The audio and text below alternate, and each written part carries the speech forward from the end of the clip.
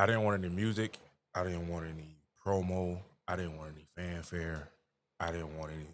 I just wanted this picture. The crazy thing was, a while ago, about on Sunday morning, I got up and it was bothering, it's weighing on me.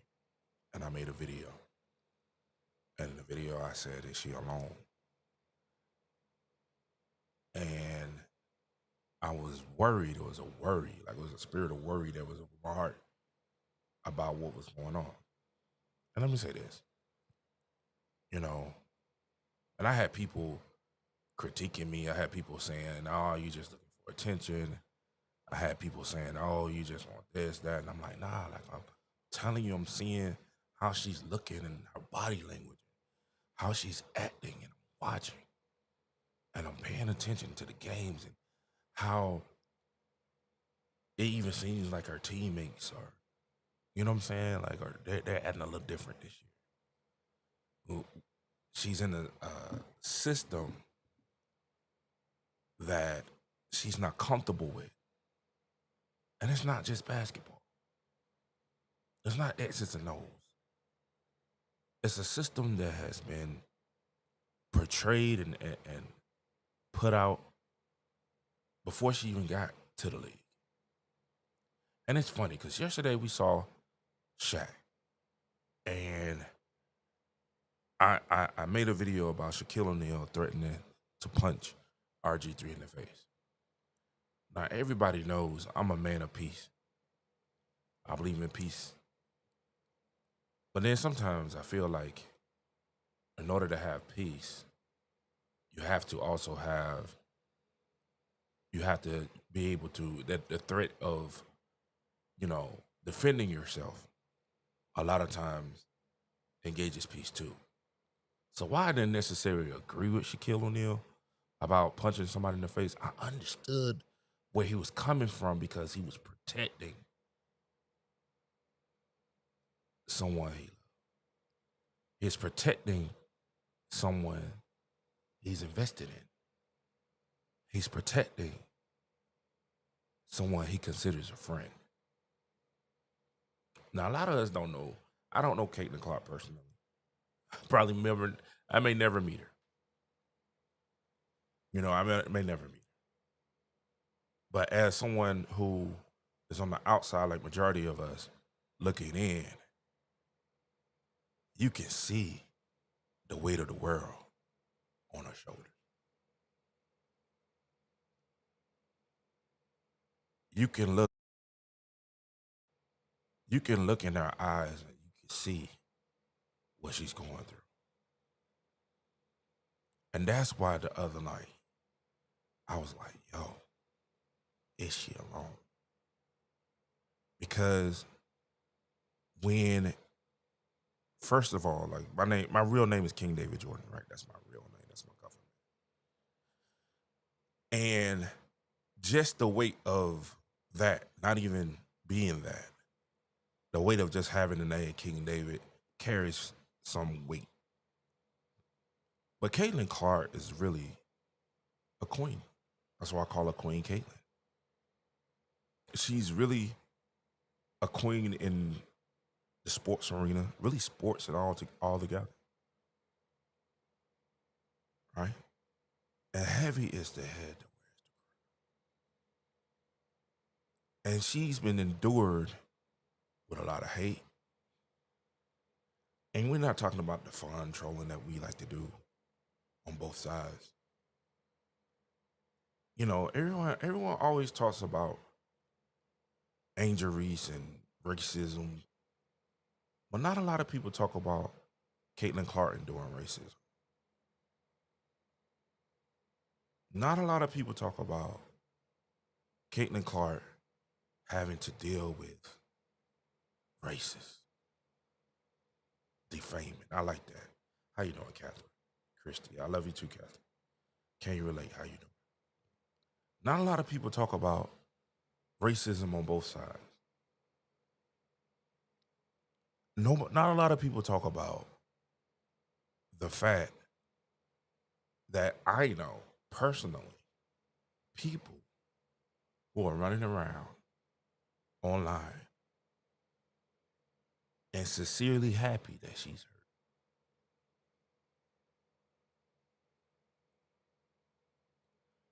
They're sincerely happy that she's out. And let's be fair, call a spade a spade. I give Angel Reese the hardest of time. And majority of it is in fun and it's always in love. But when she got hurt last year, I was literally like, yo, I wish it wouldn't have happened. I wanted to play. Because at the end of the day, she's a human being. At the end of the day, these are young ladies and women. They're not little kids, but they're all young. 22, 23, 24, 25, 26. I have a daughter.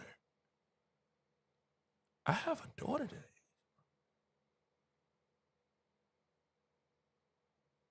I have a son today. And even though I'm a man of peace, I am. I strive to go for peace first. If you was to ever try to hurt them, I'm coming and I'm bringing heaven with me. And when I bring heaven with me, you best believe we try to take you to hell.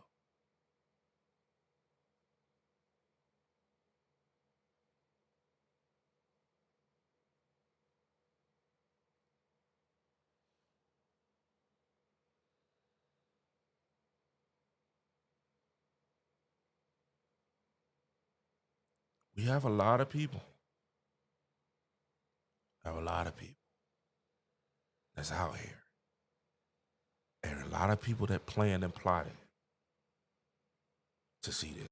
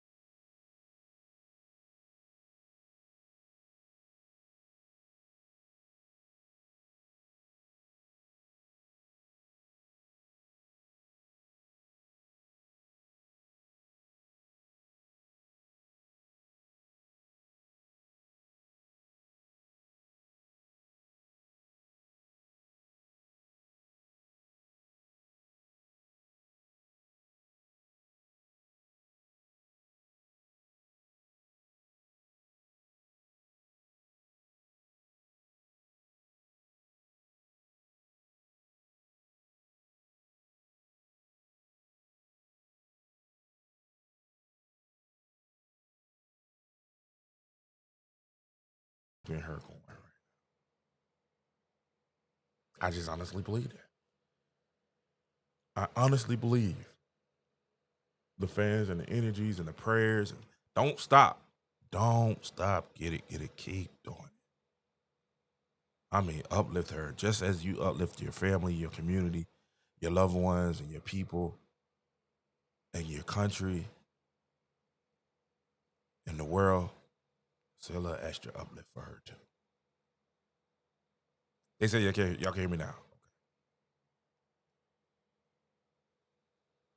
Say a prayer for her. Uplift her at every meeting. Because she really, really, if you look at it, there are people now who are trying to explore her. The same league and the players that on tomorrow, the same league, he said that we have a moment of silence, that's funny. The same league and the players that's consistently beating her, holding, tugging, the same league where the coaches are after every interview boastfully saying we have to be physical. And they try to do it on the guise of physicality. The same league where Paige Beckers got up. And one thing I like about Paige Buckets is an honest person. And if you watch her, she's very, very astute. If it's something she believes that she believes someone's done wrong, she talks about it from an honest perspective. And we have a league. We have a WNBA PA of players for the last 2 years that nipped, tucked, pulled, beat, swung, clothesline, poked, punched, pulled, anything, pushed, tackled, from instruction or on their own,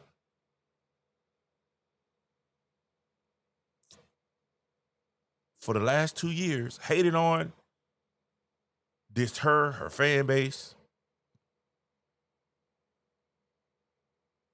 And we got news that tomorrow she's going to step out and try to speak on their behalf,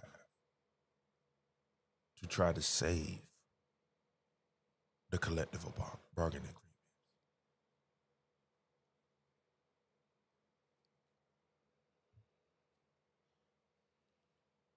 The same league she's trying to stop from experiencing a lockout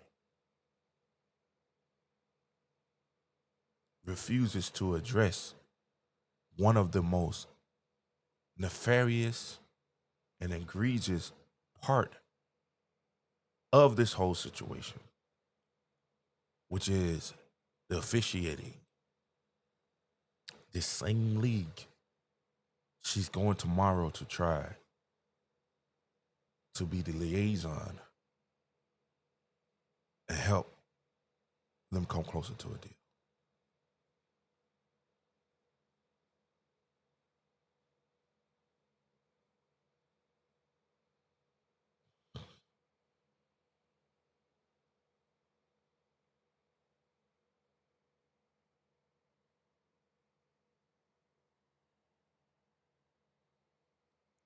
And right now, when you look and you see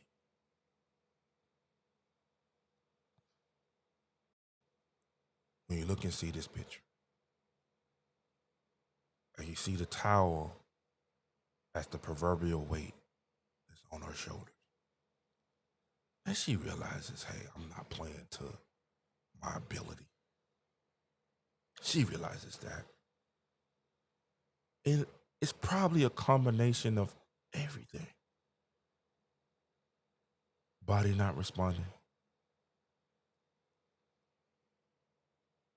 unfairness with the referees,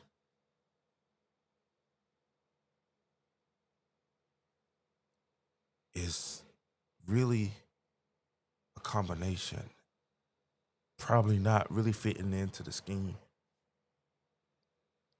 not understanding the treatment from the organization that drafted her, seeing other players get better treatment.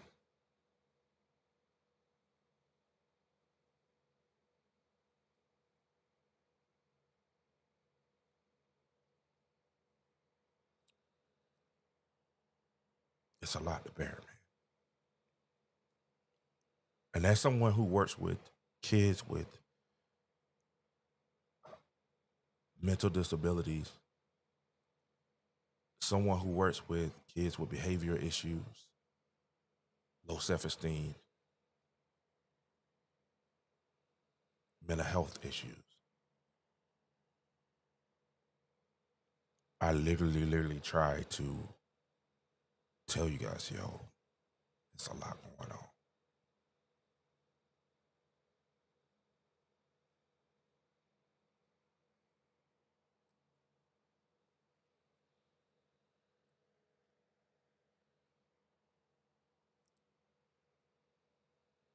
if you watched the game last night and you saw what I saw, and you saw plays, and it's not just affecting her, it's affecting her team also. And when you see plays that consist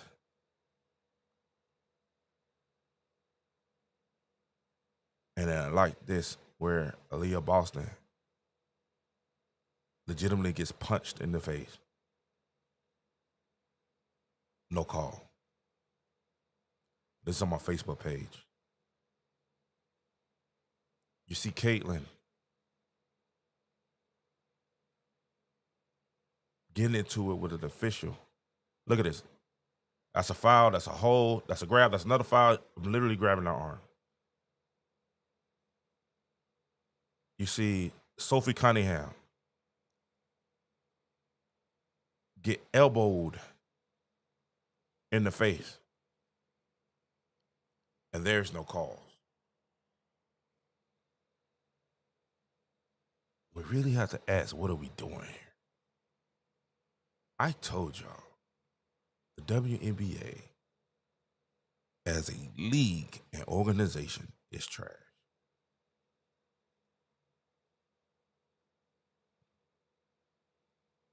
I told y'all, the WNBA as a league and an organization has a long way to go to deal with the likes of a Caitlin Clark.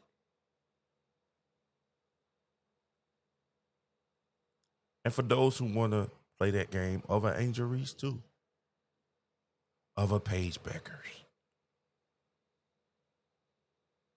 Ifrin, Citron, Aaliyah Boston.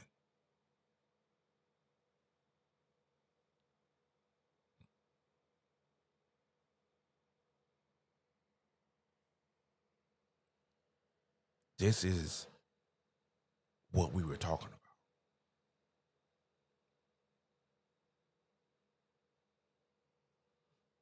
We even finding out, even with even with Caitlin, she's trying to tough it out, and I don't mind her toughing it out. I'm hearing from what I'm hearing, and it's been broadcast in Indiana that they're saying that the injury is day to day. They'll try out tonight, see how she feels. She might even possibly play tonight.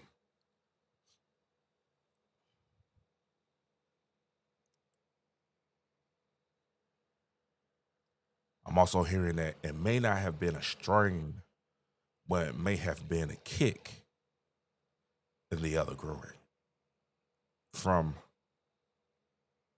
y'all know who.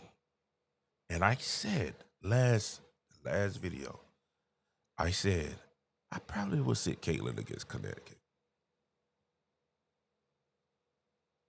I said because they have nothing to lose, and them girls are the closest to thugs that you've seen.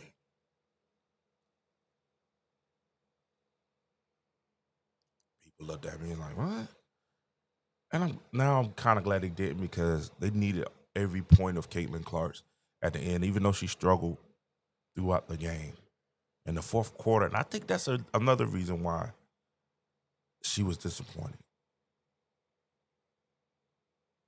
Fourth quarter, she legitimately toughed it out and got a win for her team.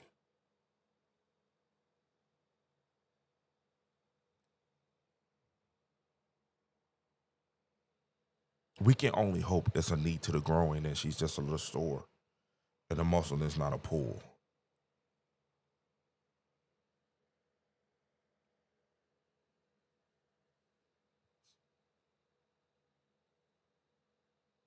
But like Shaquille O'Neal is wanting to punch a man in the face over his friend, his partner, and his investment. The league has to be willing to hold people accountable for a young lady that's largely responsible. Now, they say only one, because y'all know but largely responsible for the growth of the WNBA, for this certain boom that you're seeing.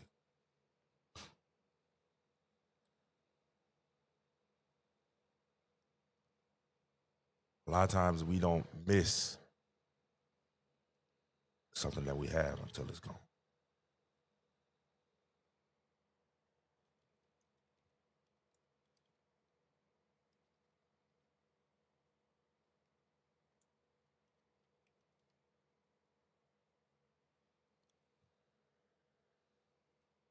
I don't know what was said about the ref last night. And I know Caitlin can be kind of hard headed, and she definitely can be. She definitely can be a little spoiled, and she definitely can be. She definitely can come at you in a certain way. But to garner that type reaction,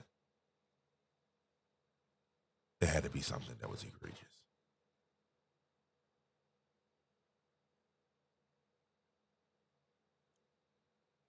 And I do believe, Zane, I agree with you. I do believe that this is could be a part. I'm not going to play conspiracy theorist today, but it seems that a lot of this is being allowed.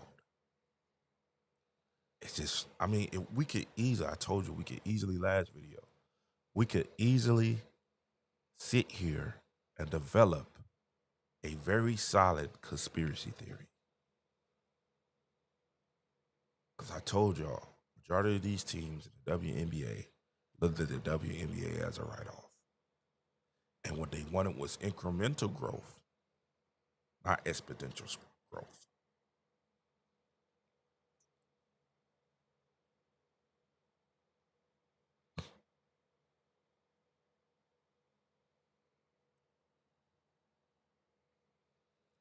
And now you bring in a person like Caitlin, who this league is built. They tell the truth. The league was built on people like Lisa Leslie. It's a long, wait a minute, we can't say that. It's a long line of white basketball players also. You got Breonna Stewart, you got Donna Taurasi, you got a long line of white female ballers too. I know Rebecca Lobo, I'm not thinking she's Hispanic, but I'm saying like it's not just black women. I was gonna say that it's built on the large shoulders of black women, but you got a long line of Sue Bird, you know, it's multicultural to go along with the Lisa Leslies, the Cynthia Coopers, the Tina Thompsons, the Shara Swoops, to go along with Teresa Weatherspoons, Candace Parkers. It's pretty equal. But they do have a certain agenda. That word is again this year. That they have perpetuated and based this league upon. And when you have someone that comes in and puts a cog or comes in that's so popular that she doesn't need the league or their agenda, it's a problem. It's a threat. Dave, how you doing?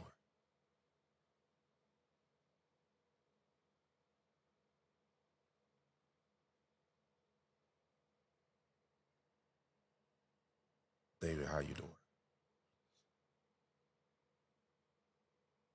It's a threat.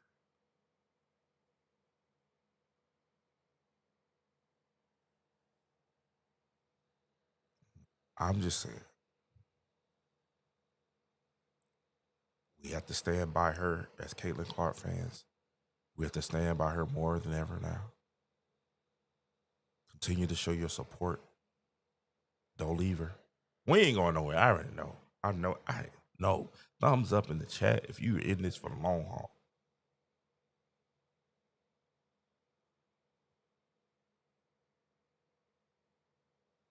And this is the positive for tonight. I'm leaving. I'm getting off. Yeah, I'm getting off. And this is the positive. David, here's your sermon. Scripture says, weeping may endure for a night, but joy comes in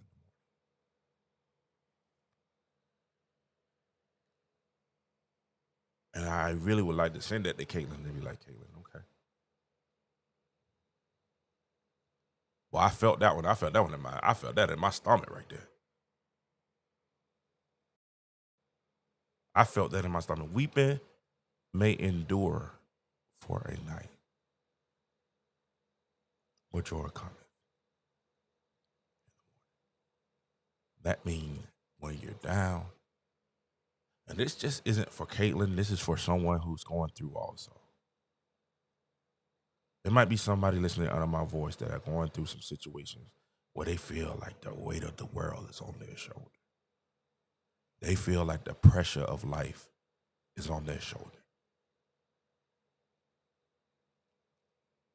And it seems like there's everything you try to do. Try to rehab the situation. You try to build it up. You try to go forward. And it seems like every turn, there's another injury in life.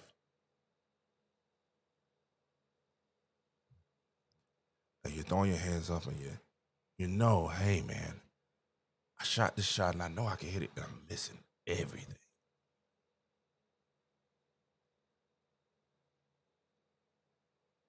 Just understand. Weeping may endure. You're feeling down where all you can do is cry. And this is men too, because I know women be like, men cry too. I was watching Adrian Ross. She was talking about her crying. Adrian, don't worry about that, coach. We cry too. But we have to encourage ourselves that weeping may endure for the night. I want to tell you, go get some rest, get some sleep. Trust that he's working it out for your good. While you're sleeping, it's turning for your favor. I want to encourage you that joy comes. Keep going. Keep playing. Keep working. Don't stop. Don't ever, ever, ever give up. Ever give up. I said every show. I try to say it every show. Don't ever give up. Keep going. Things will work out. I pray for you. Pray for my family, my community, my country. For each person in the chat, I love you guys, dear. Thank you for your time. Keep going. I don't care if you give me a like or subscribe. I don't even care. I want you to hear what I'm saying. Don't give up. Don't let the world, the trials of the world get you. Prayer for Caitlin, her family. Angel's hurt. We pray for Angel to come back. Pray for each person, even our enemies. That's the hard one for me, my enemies. Oh, God. Like, those who are believers, the hardest thing that Jesus taught was love your enemies. I'm like, love my enemies. Oh, no. Oh, what? Love your enemies. Pray for those who despitefully use. What? What is this dude talking about? Love my enemies. But we pray and love for those too. I love you guys. Stay forward. We'll look forward to tonight. See what happens. Stay encouraged. Never to know that you're never alone. God is with you, and I love you too. It's your boy King Joe. You guys have a fantastic day.